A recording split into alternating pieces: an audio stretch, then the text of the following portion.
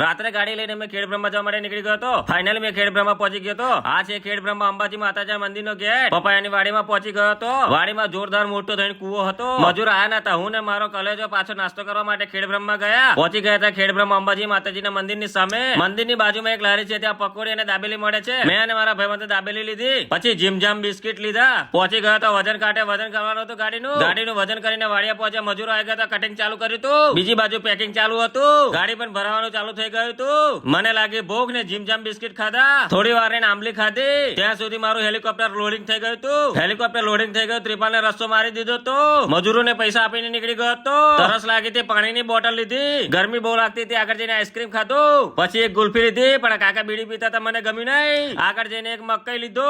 મકાઈ લઈને એના ઉપર સરસ મજાનો મસાલો લગાવ્યો. મારા અને મારા ભાઈબંધના બે ભાગ કરી દીધા મકાઈના. આગળ જતા જ મારો ભાઈબંધ પ્લેનની સાથે રેસ લગાવી. ફાઇનલી પહોંચી ગયા હતા એક્સપ્રેસ વે ના ટોલ નાકે. આ ભાઈની આઈસર બંધ થઈ ગઈ હતી. બધાએ ભેગા થઈને ધક્કો લગાવ્યો તો પણ આઈસર ચાલુ ના થઈ. મારા ભાઈબંધને ભૂખ લાગી હતી, થેપલા લઈને આવ્યો તો દુકાનેથી. થેપલા ખાઈને મેં ગાડીનો 8મો ગેર પાડીને ફટાફટ ઘરે પહોંચી ગયો. મારા બને મારા ભાઈને લઈને પહોંચી ગયો તો હોટલે જઈને જમવાનું મંગાવી લીધું ને જમી લીધું. બરાબરનું જમીને ઘરે જવા માટે નીકળી ગયા હતા. કેમ કે મારા ઘરે સીડનું કામ ચાલુ હતું ને રાતો રાત અમે સીડનું કામ પાછું ચાલુ કરી દીધું. પૂરો વિડીયો જોવા માટે બાયોમાં લિંક આપેલી છે. યુટ્યુબ ચેનલને સબસ્ક્રાઇબ કરી લેજો. મારા કલેજાને